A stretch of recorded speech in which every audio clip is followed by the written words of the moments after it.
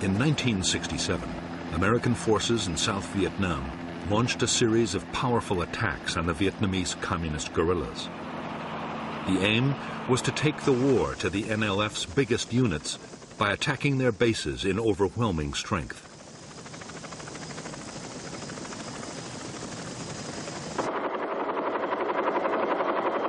The Americans hoped that the guerrillas would stand and fight. They could then annihilate them with vastly superior firepower.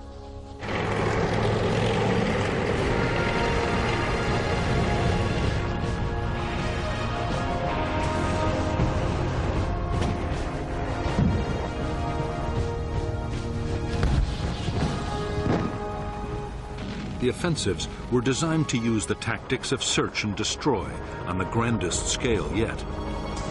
Some of the biggest helicopter operations of the war were mounted to try and trap entire Viet Cong regiments.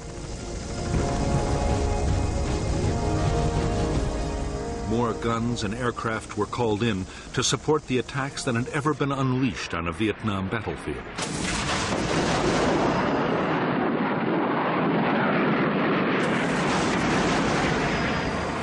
The Americans meant to damage the Viet Cong so badly they would be unable to carry on the war. In fact, the Americans would fail to wipe out the Viet Cong's biggest units. Despite heavy losses in men and equipment, the guerrillas would return even stronger, ready to launch their own offensive campaign.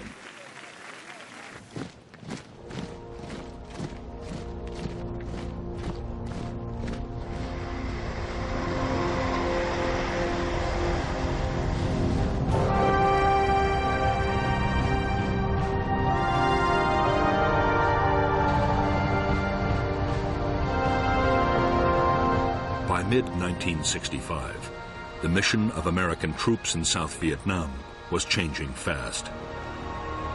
They had come to secure air bases, but now they were actively looking for combat with the Viet Cong. On May 18, 1965, the 173rd Airborne Brigade, the first U.S. Army infantry unit to arrive in Vietnam, began operations.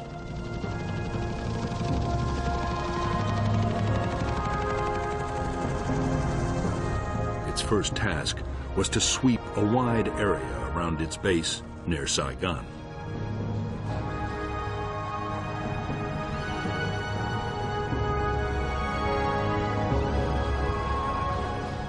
The 173rd met no real resistance. There were thousands of Viet Cong troops in the Saigon area, but they remained elusive.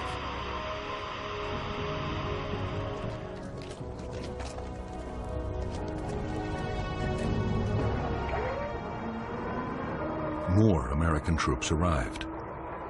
As the weeks went on, questions were asked about the whole policy.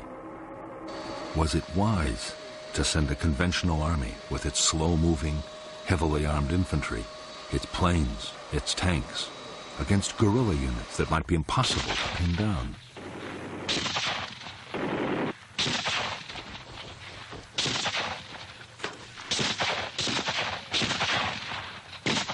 The U.S. commander in Vietnam, General William C. Westmoreland, insisted that the army could find and beat the enemy. There were soon encouraging signs. In August 1965, in Operation Starlight, U.S. Marines surrounded a Viet Cong regiment of 2,000 men and defeated them in a full-scale battle.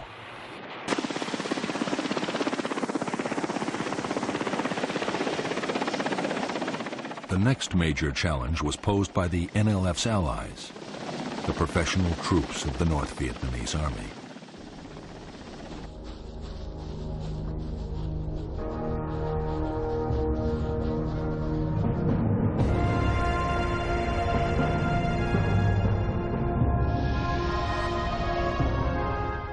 By September 1965, two North Vietnamese Army regiments, the 32nd and the 33rd, had moved down the Ho Chi Minh Trail and infiltrated from Cambodia into South Vietnam.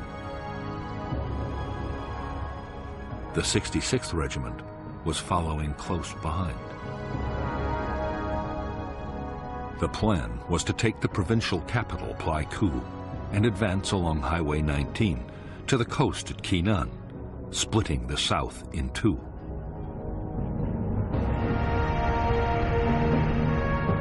The Americans were determined to block the NVA's attempt to reach Keenan. The idea was to place in the Anke Valley the most mobile force they possessed, the 1st Air Cavalry Division.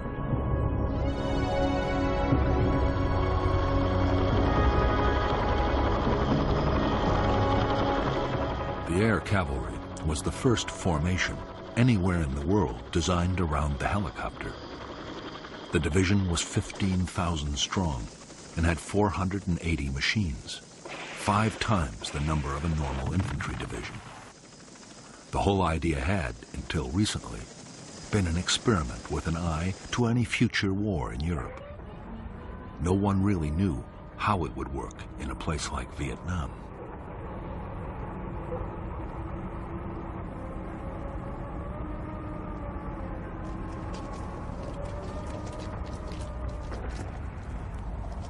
Combat units of the 1st Cavalry began to arrive at Anke in mid-September 1965. By October, the division was fully operational. Its base, Camp Radcliffe, had grown into a massive complex of helicopter pads, supply dumps, accommodation and maintenance facilities. For the officers and men of the Air Cavalry, there was a great deal to prove, and they were determined to take the battle to the enemy.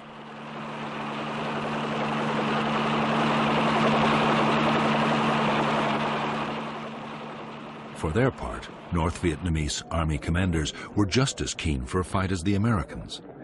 Their 6,000 troops, already in the border area, meant to keep up the pressure on South Vietnamese government forces. At the same time, they aimed to find out how well U.S. troops would fight and how their own soldiers would cope with American weapons and tactics.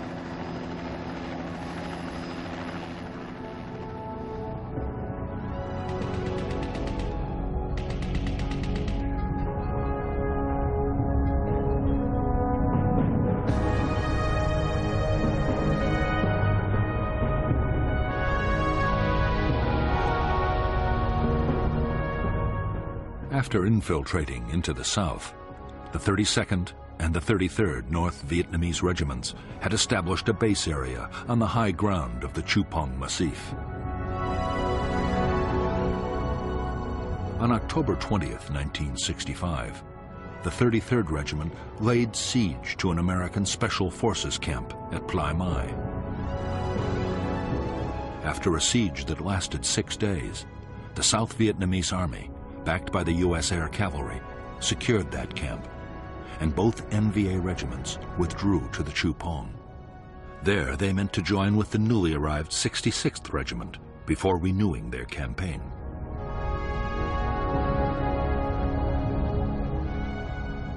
The American plan was to fly in the whole of the 1st Battalion of the 7th Cavalry to find the NVA regiments.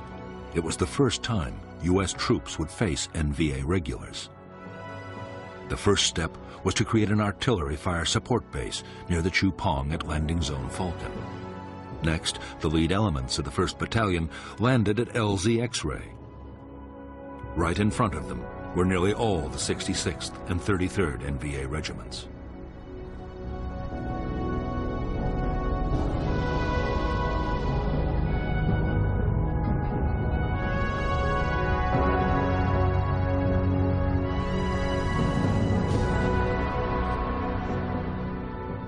When Company B pushed towards the spur of the Chupong, it was attacked immediately, and a platoon was encircled.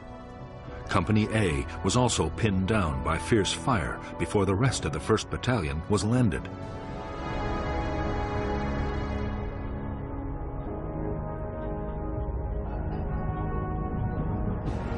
A and B companies then launched attacks to relieve the encircled platoon, but were driven back.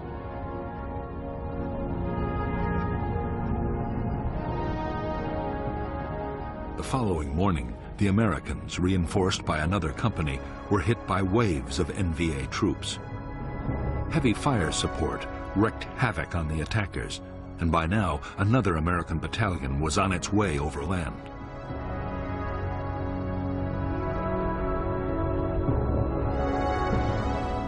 Conceding defeat, the shattered North Vietnamese regiments began to pull back towards the Y Trang Valley in the safety of Cambodia.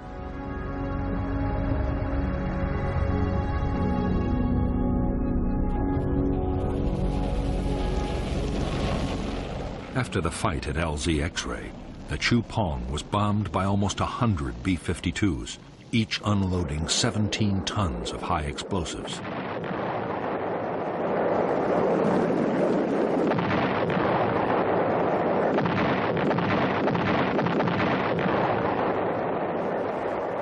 For the next 10 days, the NVA regiments were pursued relentlessly by the Americans.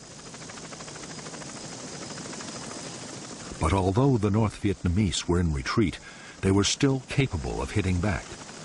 In one textbook ambush, mounted by a rearguard battalion of the 66th Regiment, 155 Americans were killed. For U.S. forces, it was the most costly day of the war so far.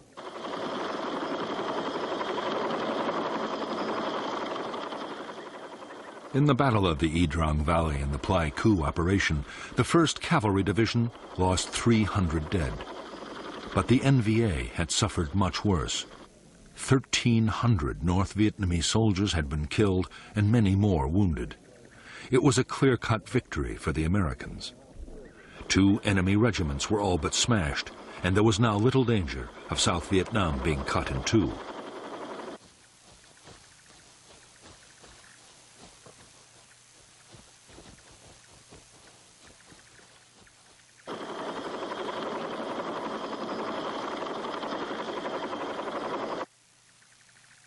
The Y Trang battle was a major boost for U.S. commanders. It seemed to prove their strategy was the right one. The enemy's big units could be made to stand and fight, and take heavy casualties in the process.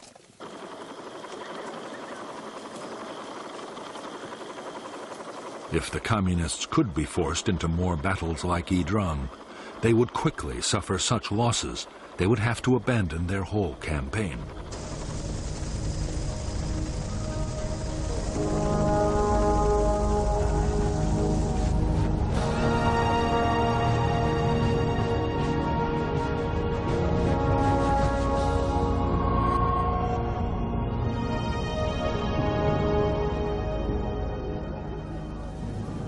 The final push to use American combat forces in South Vietnam had come from President Lyndon Johnson himself. Yet, he had never wanted to fight a war in Asia. Johnson's priority was social reform, his Great Society program, and he feared the war in Vietnam might fatally damage his plans.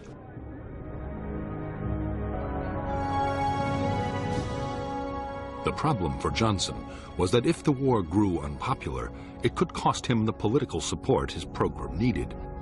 On the other hand, if Vietnam was lost to communism, it would be just as damaging.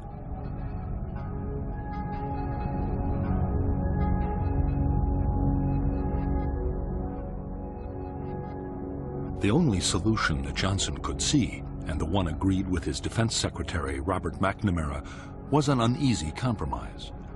The U.S. would carry on fighting the war, but everything possible would be done to limit its impact on the American people.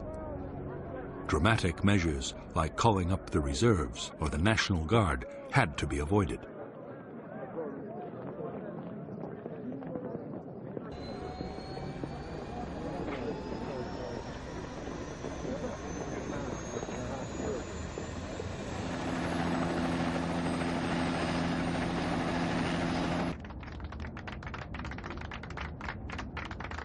Above all, Johnson was determined to keep China and the Soviet Union out of the conflict in Vietnam.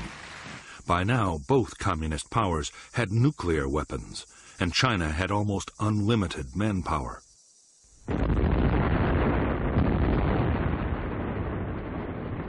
fighting the Chinese in Asia, would demand millions of American troops and cost untold casualties.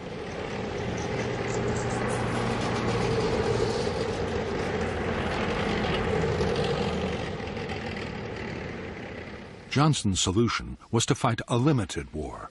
He restricted the bombing campaign against North Vietnam to personally approved targets. He also ruled out invading the North, no matter how much it backed the NLF.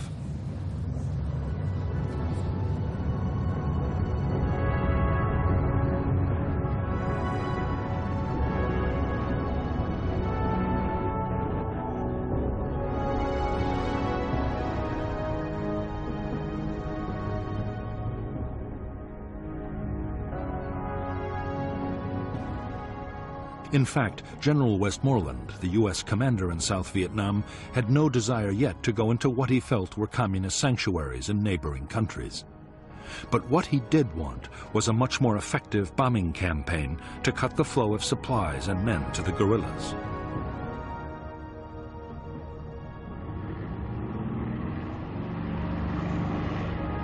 If that happened, Westmoreland was confident he could win. He would need more troops, but once he had built up his forces, he was sure he could seize the initiative.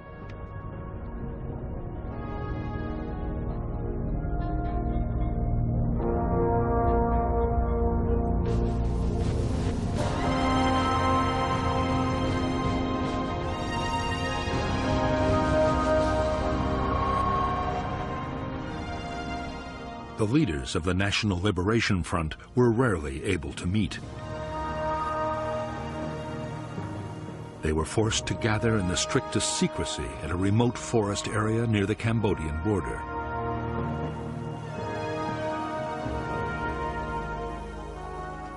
The fear was that a single American bombing raid could wipe out the leadership at a stroke.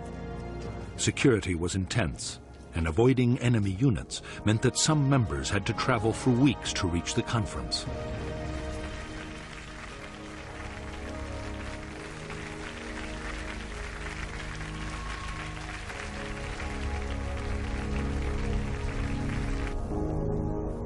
The Central Committee had 52 members and was led by the chairman Nguyen Hue To. To was a French-educated lawyer and to many in South Vietnam, the acceptable moderate face of the Viet Cong.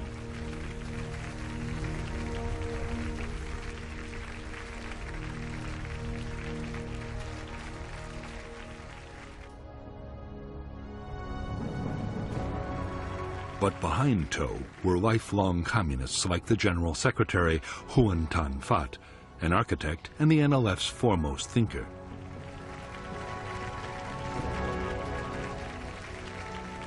Another hardliner was the French-educated lawyer Tran Bu Kim, one of the NLF's founders.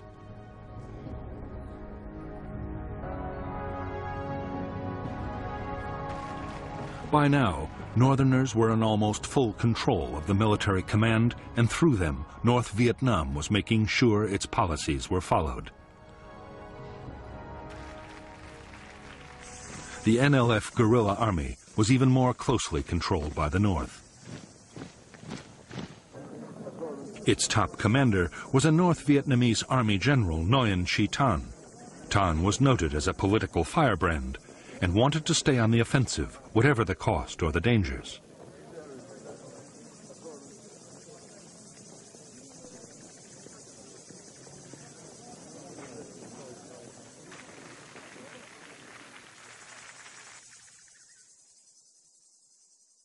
Tan was equal in rank to the North Vietnamese Defense Minister, General Giap, who favored a more cautious approach in the South, now that American firepower had entered the equation.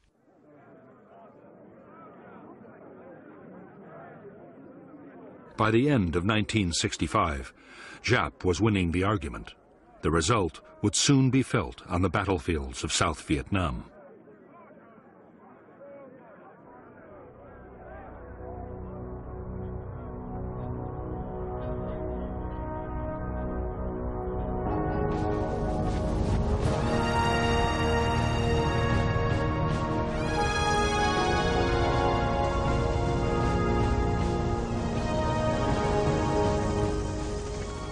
When American combat troops had first arrived in Vietnam, few U.S. officials had believed that the South could survive.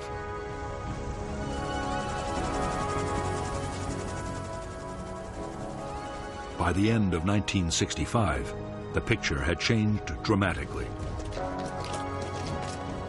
The new government, led by Air Marshal Key, was growing in confidence. The arrival of American troops had given morale a huge boost, and there was no longer a danger that the communists could win quickly.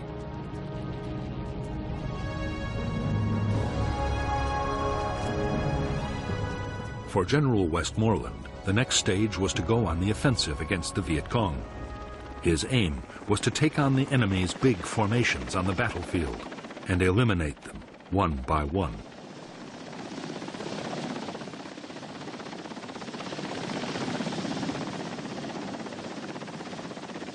The tactics would be those of search and destroy, finding and trapping the enemy, then smashing his forces with massive firepower.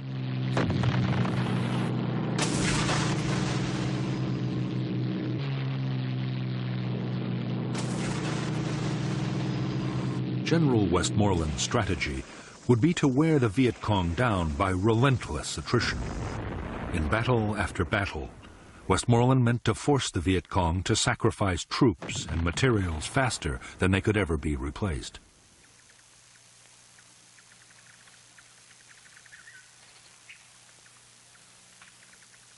The measure of success would be the amount of supplies destroyed, the number of bases knocked out, and above all, the body count, the number of enemy soldiers actually killed in battle.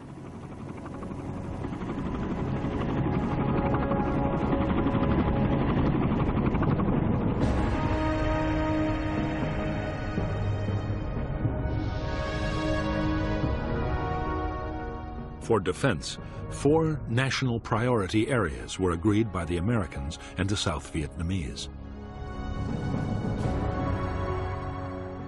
The coastal provinces around Da Nang and Quy Nhon, and the central part of the Mekong Delta, and above all Saigon, the capital. These were to be first consolidated and then made the springboards for large-scale search and destroy operations against enemy units and base areas.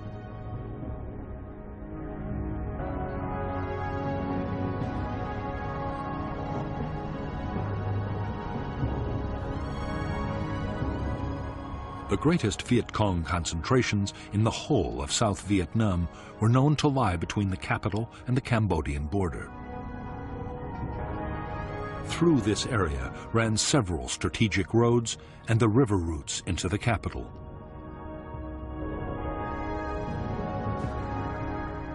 There were believed to be enemy bases in the Iron Triangle, War Zone C, and War Zone D.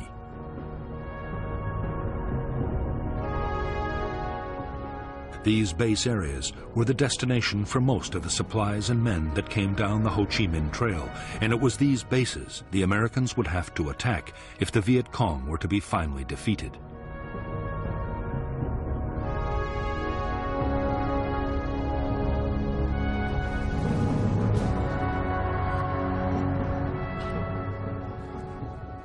A key part of the American strategy was to stop the Viet Cong, replacing the men and supplies they lost in battle. The Commando Hunt bombing campaign was hitting the North Vietnamese transport system and the staging areas for troops infiltrating down to the south.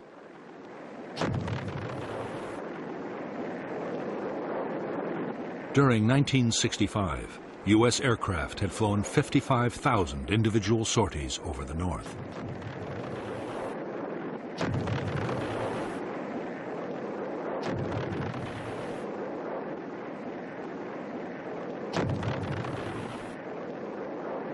In the South itself, the Americans meant to take over most of the fighting. The U.S. forces were better armed and trained than South Vietnamese government troops.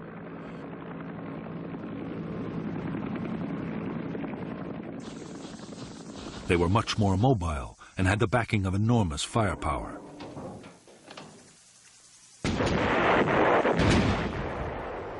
Meanwhile, to the intense frustration of many South Vietnamese army commanders, Government forces would deal mainly with local security.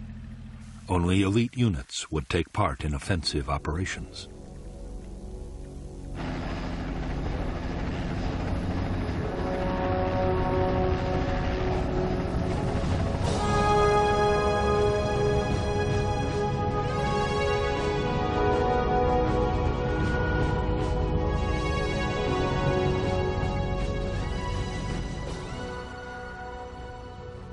In December 1965, Ho Chi Minh and the North Vietnamese leadership ordered a change in the way the war in the South was to be fought.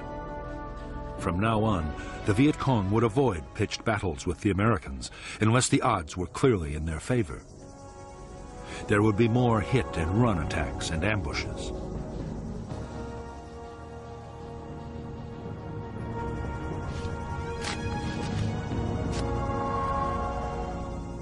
To counter the American buildup, Viet Cong recruitment would be stepped up, and more North Vietnamese army troops would be infiltrated into South Vietnam.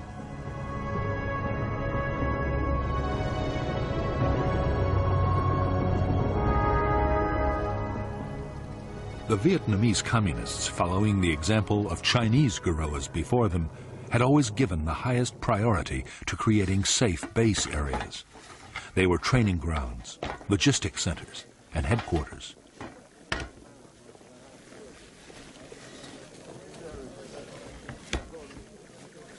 They also offered secure sanctuaries for times when the war might go badly.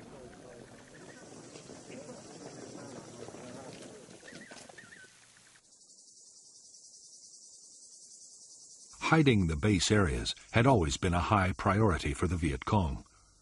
Now, with American spotter planes everywhere, it was more vital than ever to protect them. In remote swamps or forests, there were few problems, but nearer the capital, it was much more difficult.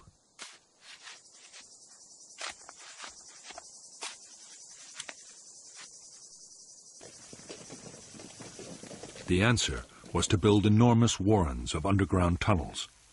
The biggest were in the Iron Triangle and in the Cu Chi district, only 20 miles from Saigon.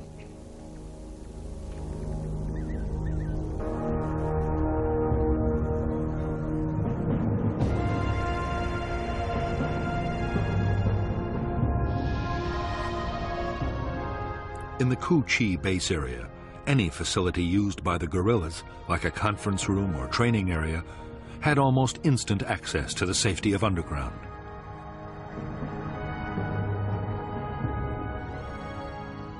Hidden trapdoors led below, past guarded chambers, to long passages.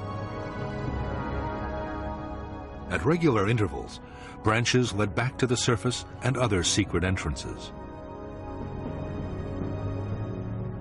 Some openings were even concealed beneath the waters of streams or canals.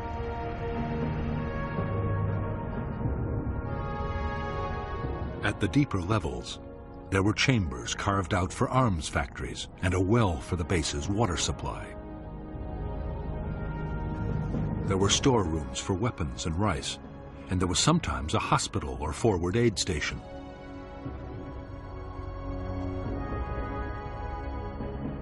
Long communication tunnels connected the base with other distant complexes.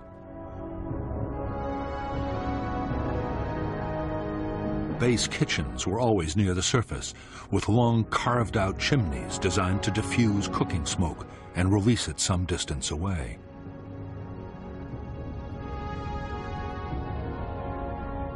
Near the kitchens were the guerrillas' sleeping chambers, where they could survive for weeks at a time if need be. Everywhere on the top level, there were tunnels leading back upwards to hundreds of hidden firing posts for defense of the base.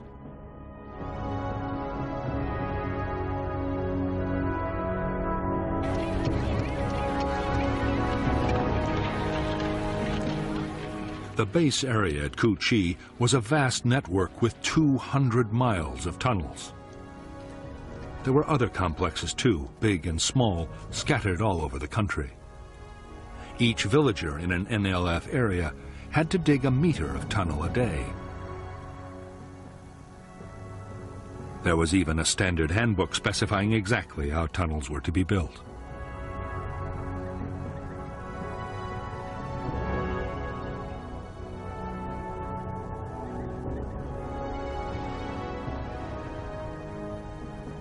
The orders coming from NLF headquarters were absolutely clear. Tunnels were not to be treated as mere shelters.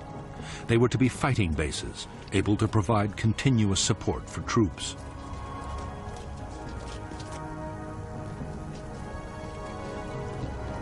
Even if the village was in enemy hands, the NLF beneath should still be fully capable of offensive operations.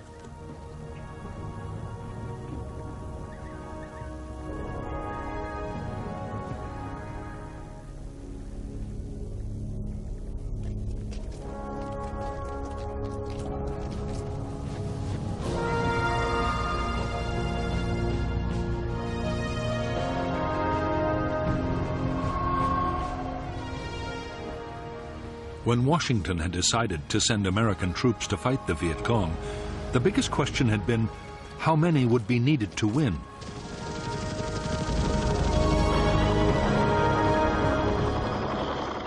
Military planners accepted that to win a war against guerrillas, an army needed to outnumber them 10 or even 15 to 1.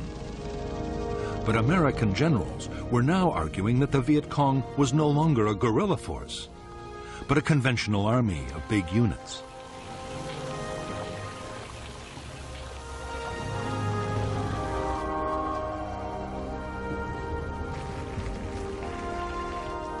Because U.S. commanders were confident they were not fighting a guerrilla war, they saw no need for a 10-to-1 superiority in forces. Against a regular army, 3-to-1 was usually considered enough.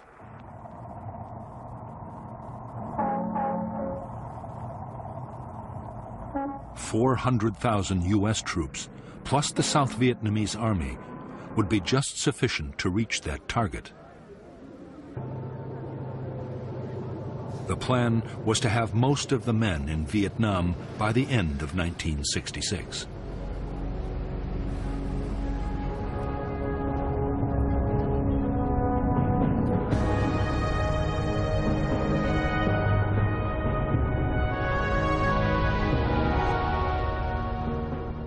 The South Vietnamese army had divided the country into 4 tactical zones, with an army corps in each.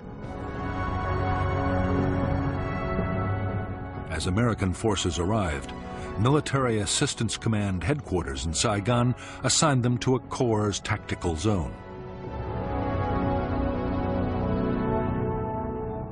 By the end of 1965, the 3rd Marine Amphibious Force commanded 4 regiments in I Corps. The 1st Air Cavalry Division was in 2 corps, along with a brigade of the 101st Airborne. The 1st Infantry Division and the 173rd Airborne were in 3 corps.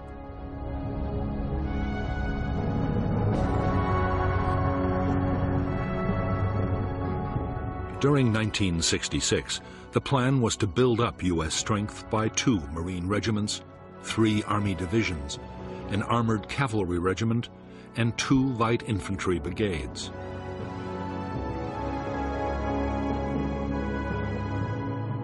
The combat strength of Allied nations would also increase to 2 Korean divisions and a Marine brigade, an Australian task force, plus New Zealand and Philippine units.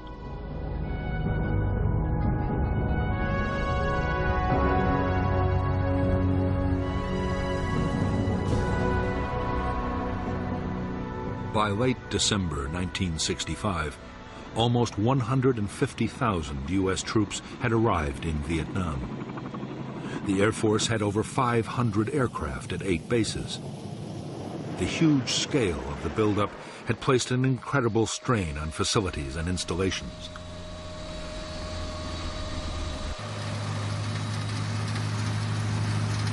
There was a frenzy of building as Army and Navy engineers, along with American civilian contractors, improved airfields, bases, and roads.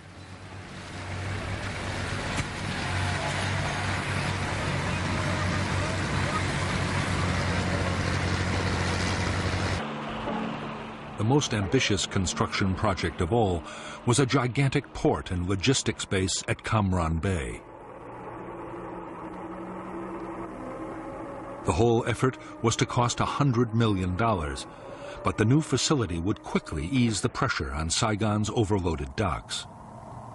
By now, American supplies arriving in Vietnam by sea were topping 300,000 tons a month and rising fast.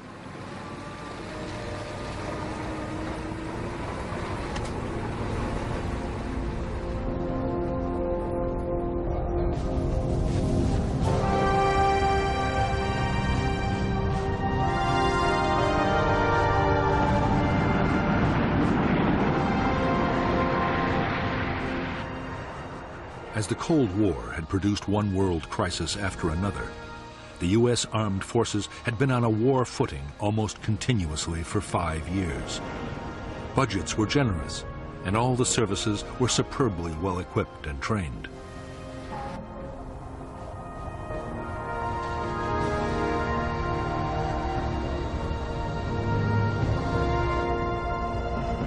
Many American officers and NCOs already had combat experience in Vietnam as military advisors. Most of the more senior personnel had fought in World War II and Korea.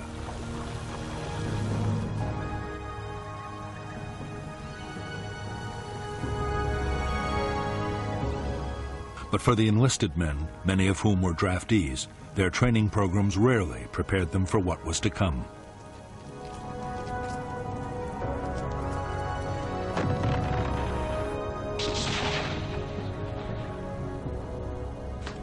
Even to the best trained soldiers, the reality of arriving in Vietnam could come as a shock.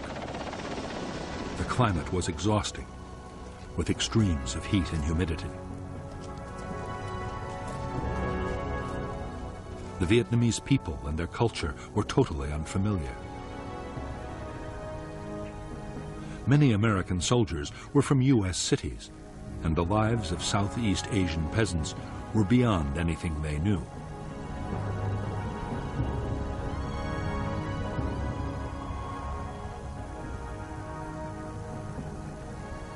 But in spite of the strangeness of the world in which they had come to fight, at this stage morale was high amongst American troops in Vietnam. There was confidence in the Army's leadership, and most units had a strong sense of camaraderie. There was also the knowledge that a soldier's basic tour of duty was a finite 13 months and 14 days.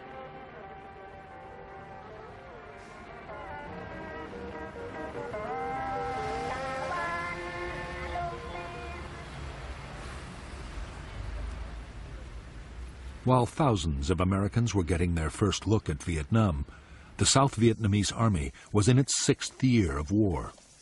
Most of the Army's 300,000 soldiers were reluctant conscripts. Many were underfed, and desertions were outstripping recruitment by 2,000 a month.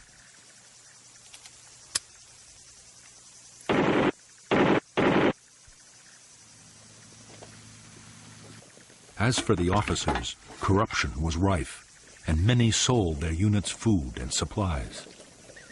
The most senior commanders had nearly all been appointed for their political and family connections.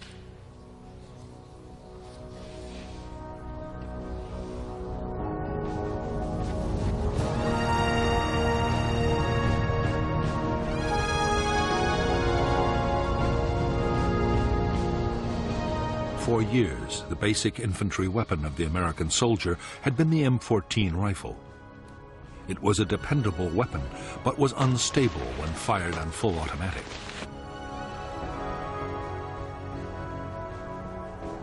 The M14 would stay in service with some units for a long time yet. But a new weapon was starting to reach the troops in Vietnam.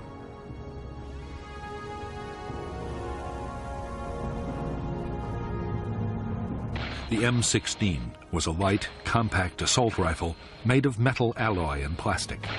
It was effective up to 400 yards and had a very high rate of fire.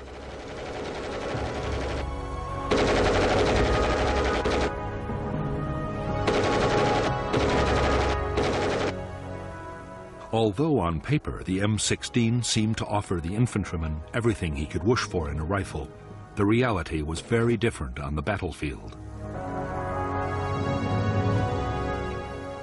The M16 was prone to jamming, a nightmare for the soldier in a firefight.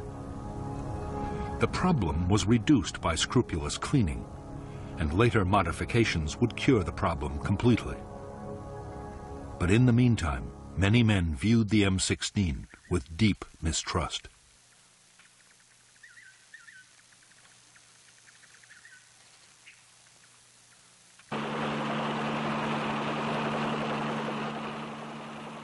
In an American infantry platoon, the most valued weapon of all was the M60 machine gun.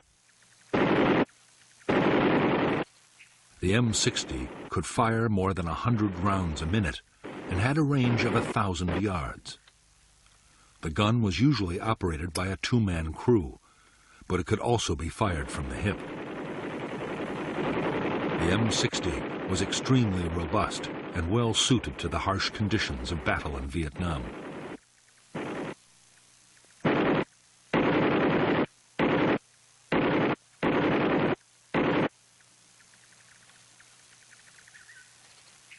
As well as the weapons they took with them into the field, American infantry could call on heavy fire support at any time. Ground attack aircraft could saturate the area with high explosives or napalm, while few operations were ever mounted out of range of friendly artillery.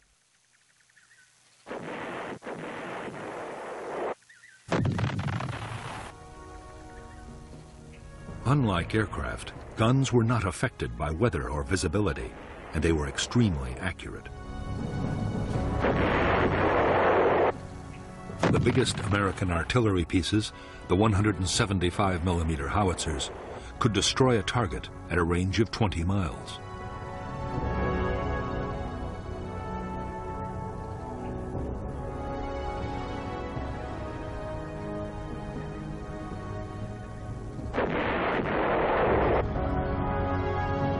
By now, every infantry division depended heavily on helicopters to maneuver its forces on the battlefield and to carry supplies and heavy equipment. For the Army, the basic infantry transport helicopter was the UH-1 Huey. The men called it a slick because its frame was uncluttered by guns or rockets.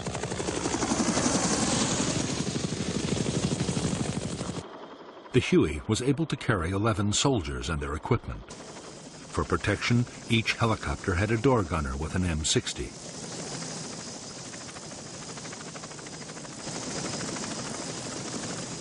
As well as Hueys for transporting infantry and general supplies, there were Huey gunships for escort and assault. The gunships were armed with a formidable array of rockets, machine guns, and grenade launchers.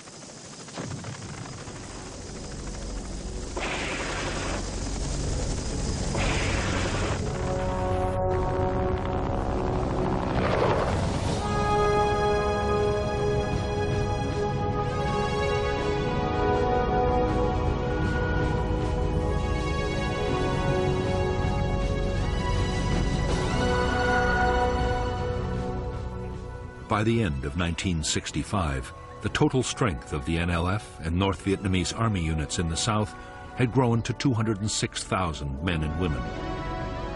Of these, 36,000 were main force NVA troops. The rest were regional and local guerrillas.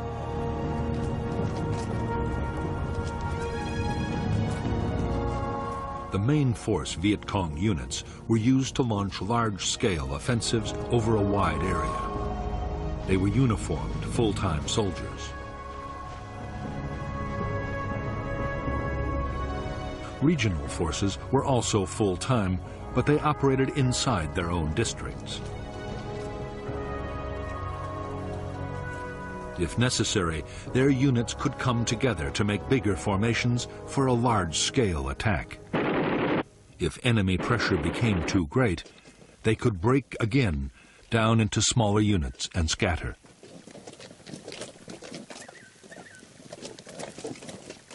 As for the local guerrillas based in the villages, their main job was political. They were a constant reminder of the armed presence of the Viet Cong and worked to increase local support.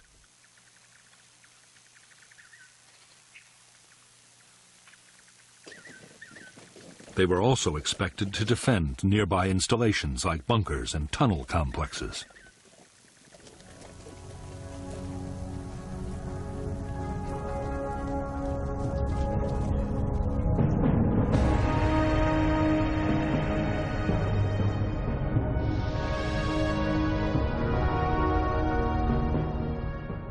Viet Cong forces were commanded by the Central Office for South Vietnam, near the Cambodian border.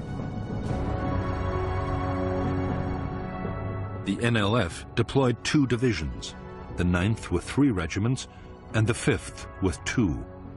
4 more regiments were independent main force units.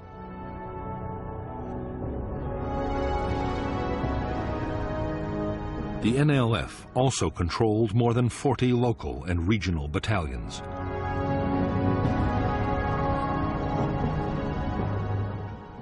Further north, all communist operations were run by the North Vietnamese Army.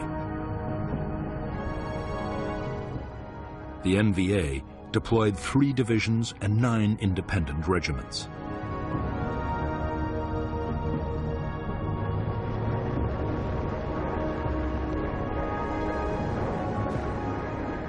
In 1965, American aircraft made tens of thousands of bombing attacks against the Ho Chi Minh supply trail and on logistic centers in North Vietnam.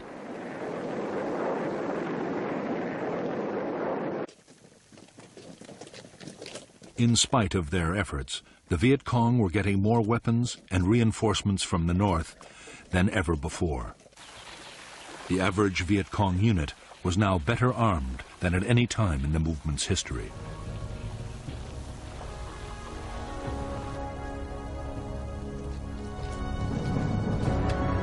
Although the guerrillas depended on the Ho Chi Minh Trail for arms, ammunition, and special equipment, 21 tons a day was enough to keep them fighting. Their other needs were met inside South Vietnam.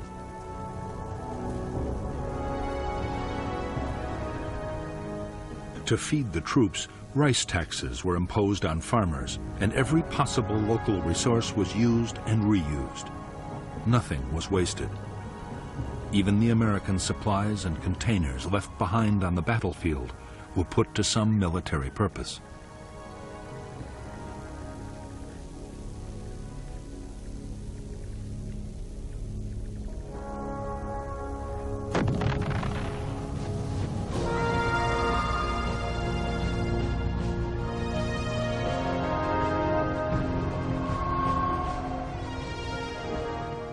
In the last 12 months, the Viet Cong had suffered terrible losses. 40,000 had been killed or captured in 1965. Yet the casualties had little effect on Viet Cong fighting strength. Losses in main force units were easily made up from the ranks of the local guerrillas.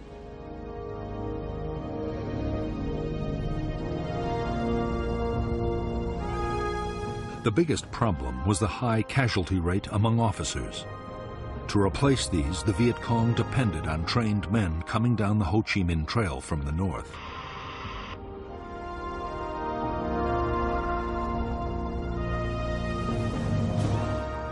One in 10 Viet Cong were now northern, and the Viet Cong was increasingly run by the northerners right down to the village level.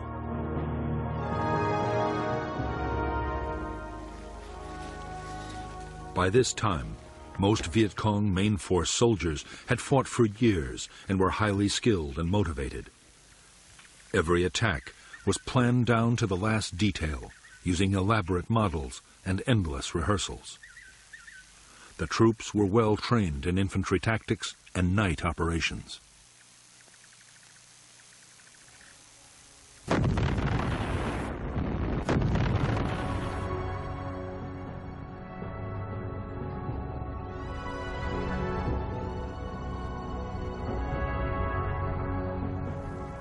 They were also masters of camouflage. While main force troops thought of themselves as professional soldiers, local Viet Cong were far less confident. Mostly the recruits were young teenagers, and while many were motivated by idealism, others had been pressured or shamed into joining. What many had in common were real doubts about their ability to fight heavily armed and well-trained American soldiers.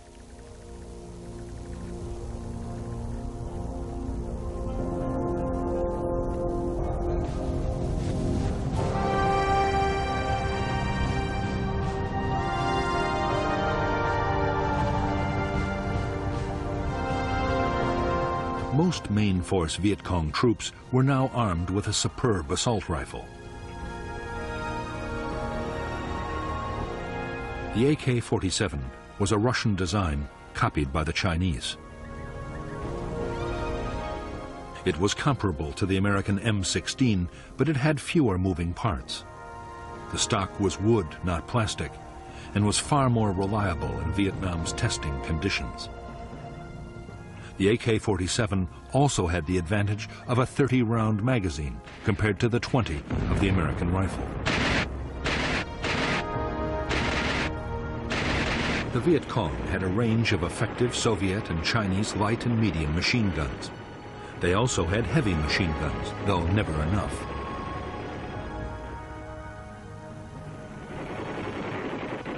The bigger weapons were especially valued for defense against American helicopters.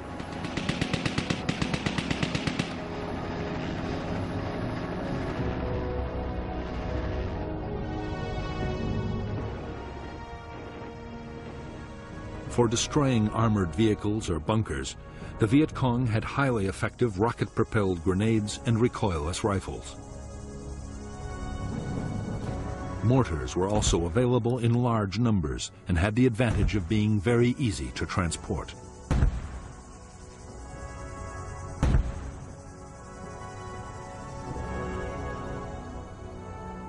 Many weapons, including booby traps and mines, were homemade in the villages. The materials ranged from scavenged tin cans to discarded wire, but the most important ingredients were provided by the enemy.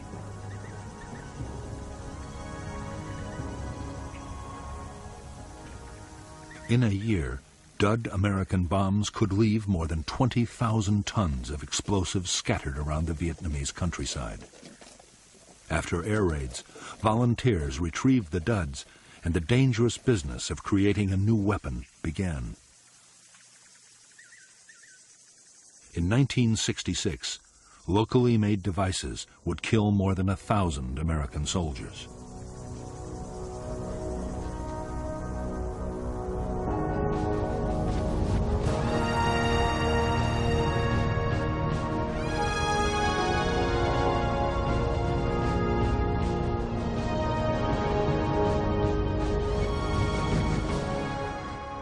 For General Westmoreland, the close of 1965 marked the end of the defensive stage of the American war in Vietnam. In the coming year, he meant to complete his buildup. Then he would launch the full-scale offensives that would lead to final victory.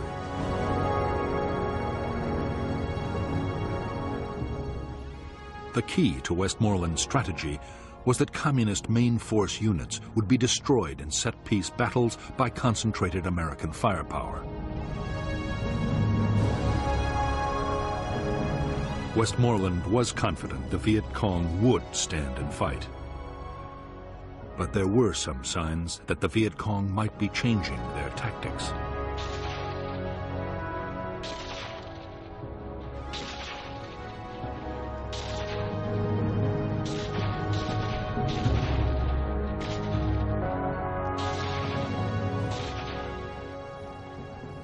In the last weeks of 1965, the Viet Cong concentrated their attacks on poorly defended targets, like isolated outposts and remote towns.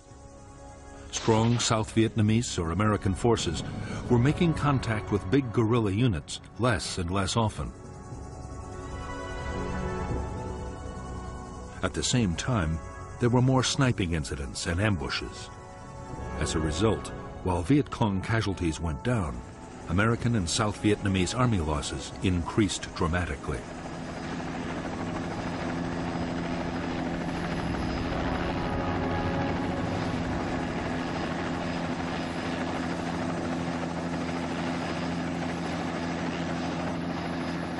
There was even more disturbing news in store for American commanders as 1965 came to a close. Washington's Defense Intelligence Agency reported that the Rolling Thunder bombing campaign against North Vietnam was failing.